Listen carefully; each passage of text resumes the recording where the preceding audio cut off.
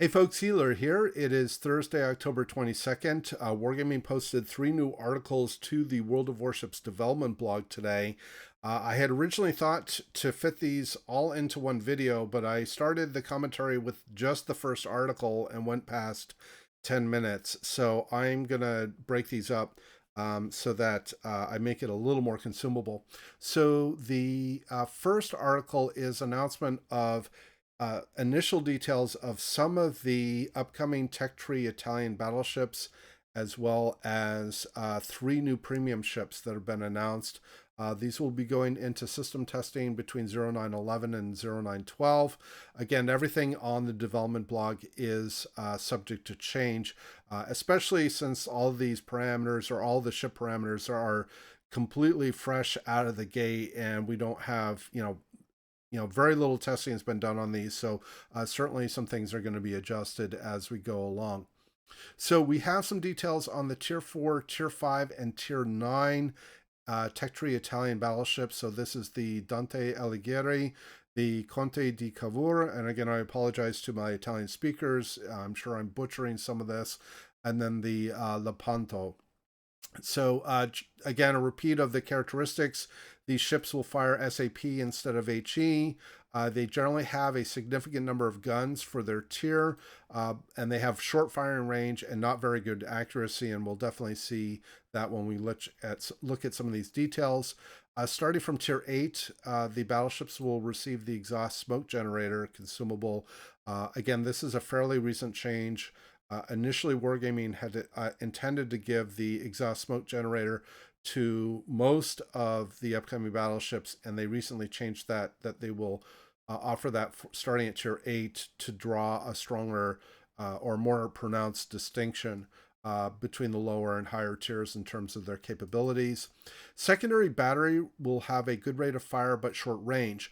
Now, very recently, in fact, I'll get to this in the one of the next articles, Wargaming has recently changed the characteristics or planned to change the characteristics of the secondaries. When these ships were initially announced, they were going to have, quote, very accurate secondaries. So they didn't say quantify what that meant, but you can sort of envision the accuracy buffs that like the Massachusetts and Georgia and Ohio get.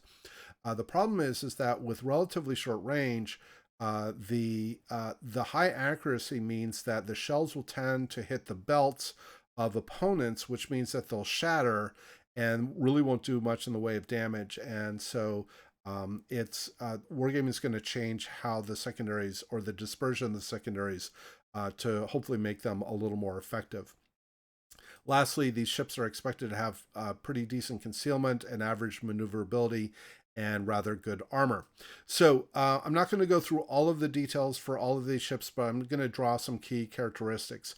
So the Tier 4 battleship, the Dante Alighieri, she will fire 12 305mm guns. That's 12 inches. For those of you who want US units. Her range is not very good at 14.6 kilometers.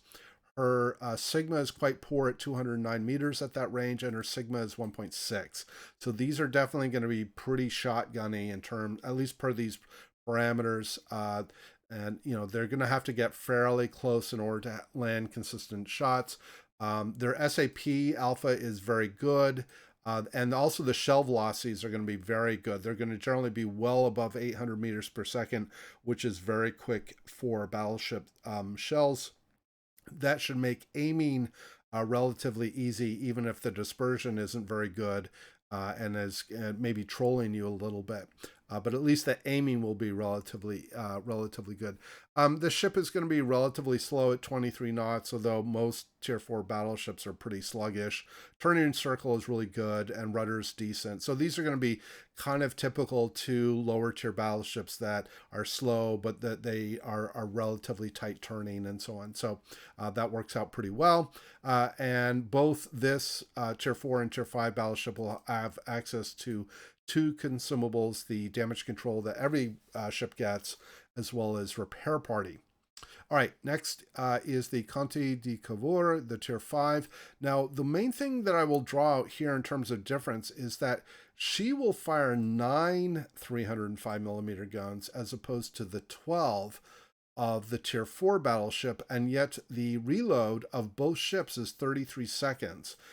The range is obviously going to be a little bit better at Tier 5 at 16.1 kilometers, but the dispersion is still going to be quite poor at 224 meters, and Sigma remains 1.6. So I don't know what this will mean to move up from Tier 4 to Tier 5, lose a third of your, or a quarter, I should say, of your guns, and yet still have the same caliber and same reload. So something to think about. Again, all of this is subject to change, so Wargaming may in fact find that they need to tweak some things here in terms of balancing these ships between the tiers better. All right, lastly, at least for the tech tree ship, is the Ponto, the Tier 9. She will have just shy of 76,000 HP. She will fire 12 381 millimeter shells. The range, again, is quite poor, in fact, very poor for a Tier 9 battleship at 18.1 kilometers, although she will get access to the 6th upgrade slot, which means that she can increase her range by 16% with the gunfire control system upgrade. If you want to, I suspect, just my personal speculation, that probably would be quite popular with this base range. Reload time will remain 33 seconds. That's commensurate with the Pommern and the Alsace, which are two other Tier 9 battleships that have 12 380 or 381 millimeter guns. So that's that's reasonable. The turret traverse is going to be very good at 30 seconds for 180 degrees. So they're going to be quick turrets. The dispersion, 244 meters, seems pretty broad. And again, the dispersion remains quite poor at 1.6 sigma. Now, one thing to keep in mind, again, in all of this is that outside of closed testing, including myself, none of us have tested any of these things. So I wouldn't be too quick to judge to say, oh, these ships are going to be terrible to play or whatever. We may find that these ships are very effective and their SAP shells are monstrously powerful and these ships end up being very effective. We just don't know, right? So unless you're actually participating in testing of these ships, in which case you can't tell us your opinion about how these ships are playing, it's too early for any of us to sort of draw any sort of conclusion on the characteristics of these ships. Speed's looks like it's gonna be okay at 29.5 knots. Turning circles average 910 meters, and rudder shift at 16.7 seconds is okay. One thing I should point out is that all the stats here are based on fully upgraded ships, so this does not represent how any sort of stock modules will make these ships behave. And again, she will have access to damage control, repair party, the smoke generator, and then she can mount either a fighter or spotter. All right, now we get to 3 upcoming premium ships. So the first is a Tier 9 Italian battleship, the Marco Polo. She is based on a battleship design from Italy of the 1930s. It was a development on top of the Vittorio Veneto class, which is the class that the Roma is part of. She will be equipped with 9 406 millimeter guns and 3 turrets with, quote, standard accuracy settings. And again, we'll have some stats here in a moment so that we can draw some comparison to the tech tree Italian battleships. She will again fire SAP and AP shells. She will have excellent concealment. Again, we'll see what that looks like here in a moment when I get to the stats. She will not have access, however, to the exhaust smoke generator, and it says the battleship will stand out most in mid-range engagements. All right, next ship is an upcoming Tier 8 Pan-Asian destroyer, the Fenyang. Again, I know for sure I'm mispronouncing that. So my apologies to native speakers of the various Chinese languages. This is going to be a Pan-Asian destroyer that's based on the Akizuki class. This was actually a destroyer that was built for the Japanese Navy, and in 1947 she was handed over to the Republic of China's Navy. She will be largely the same as the Akizuki with 2 key differences. First of all, she will launch deep water torpedoes like most other Pan-Asian destroyers. And secondly, she will have access to defensive AA fire. instead of, she can optionally take that instead of the engine boost consumable. So this point about getting defensive AA fire, I think, is going to raise some significant eyebrows, or a significant number of eyebrows. I know that quite a few people were unhappy that the tech tree Japanese gunboat destroyers like the Akizuki did not get access to defensive fire. The Akizuki was designed and built and served principally as an anti-air platform for the Imperial Japanese Navy during World War II. And the fact that she didn't have access to defensive fire in game, I know already concerned some players. And then the fact that now Wargaming intends to introduce an Akizuki class destroyer with defensive fire, but it's not going to be part of the Japanese Navy. Again, I think this is probably going to raise some questions. I would hope that maybe this would motivate Wargaming to maybe look at offering defensive A fire to the tech tree Japanese destroyers. I don't know, or at least the gunboat destroyers. I don't know. I haven't spoken to anybody in Wargaming, and obviously they're not going to tell me if they are planning that, but it is something for us to consider. All right, so when I get to the stats, we can draw some comparisons, but by and large, guns, concealment, speed, maneuverability, all the other characteristics, other than the torpedoes and the fact that she can take defensive AA fire, she's effectively an Akizuki. One other key difference: she will have the same smoke generator characteristics as the Pan-Asian destroyers. So she will have more charges that will where the smoke will be shorter duration. So that is also a key distinction here. All right, last but not least is the first Tier 10 Commonwealth ship, the destroyer Vampire 2. She is a Daring class destroyer, and she will be largely the same as the Daring with a few key differences. She will have 1,000 fewer base hit points. She will get crawling smoke, and she will have, at least per the current design, have standard hydroacoustic search. So she won't have the long duration, short ranged, quote, personal hydro, at least per the current design. Her hydro will last 2 minutes. It will have a 5-kilometer detection on ships and 3.5-kilometer detection on torpedoes. So some details here on these three ships. The Italian Battleship, 69,100 hit points, 9 406mm guns.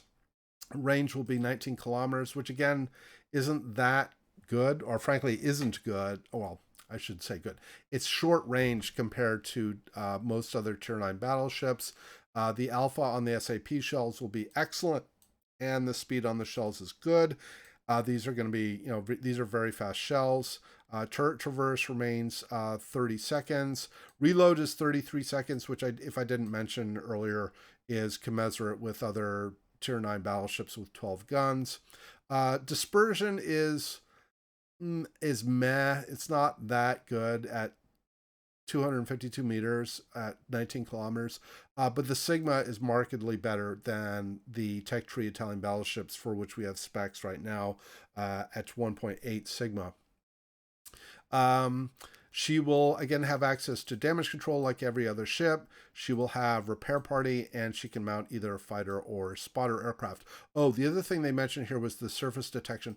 Her base detection is 15.3 kilometers.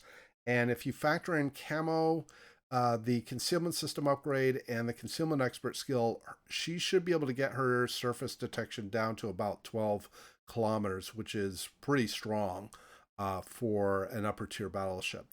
She's also relatively quick at 32 knots. So definitely, I think she's going to be a pretty speedy and well-concealed battleship. Again, details on the Fenyang are listed here. I called out, I think, most of the key differences. The guns are essentially the same. The AA is more or less identical, other than she does have access to defensive fire instead of engine boost in the slot 3 consumable. Speed, turning circle, rudder shift, surface detection, etc. are all the same as on the Akizuki. And then lastly, with the Vampire 2, again, guns and torpedoes are identical to the Daring.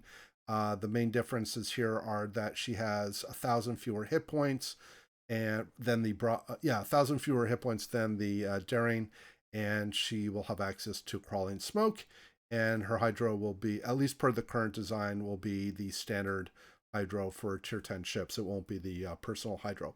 Again, everything is subject to change, so maybe that will change in the future. We'll see. So that is going to be the first of these 3 updates. Actually, let me get to the third one because that one's really fast.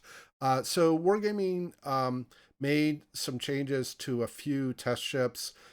First of all, the upcoming premium tier 6 Commonwealth cruiser, light cruiser, the Mysore. They have now added the repair party consumable. They've changed her AP shells. They've increased the alpha from 3,100 to 3,300. They've also slightly increased the shell velocity from 841 to 870 meters per second. And they've also increased the armor penetration. Although they haven't specified exactly what that is, it usually translates into a higher Krupp value to be able to penetrate more armor over distance. The other big change here for the Mysore is that they're increasing her reload time from 7.5 to 9.5 seconds. So in her previous incarnation, before these changes, with a 7.5-second reload, she had a 12% better DPM than the Leander, but she didn't have the repair party consumable.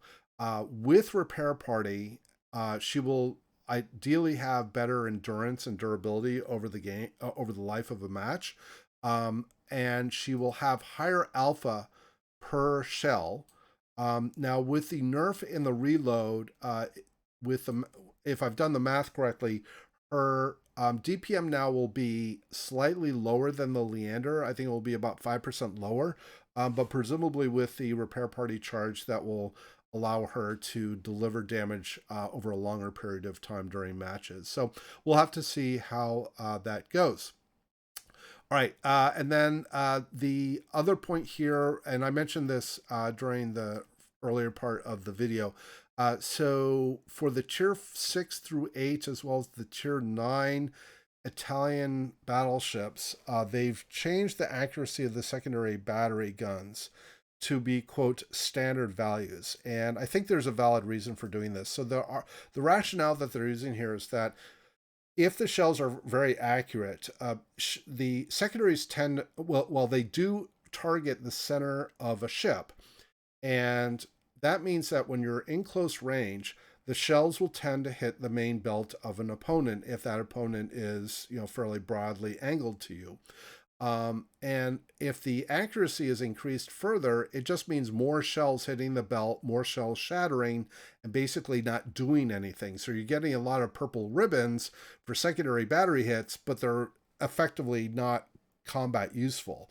So Wargaming's argument here is that by changing the accuracy characteristics to be, quote, standard, meaning that a standard 1.0 sigma for secondaries, that you'll get more secondaries to land on other parts of the ship that presumably can be penetrated, like the superstructure and maybe some extremities, bows and sterns, etc., and therefore actually improve the combat usefulness of the secondaries, even if you generally score fewer secondary hits overall. So those are the changes to the test ships that are coming up in 0910. So I'm going to end this video here now, and then I'm going to do a second video to cover details, or a lot of details, regarding the year-end events. So I'll post that video here after I get this one up. Okay. Thanks, folks. Thanks much, folks, for watching. I hope everybody has a great weekend since we're going into Friday. And as always, we hope to see you out there on the virtual seas, and we wish you happy sailing.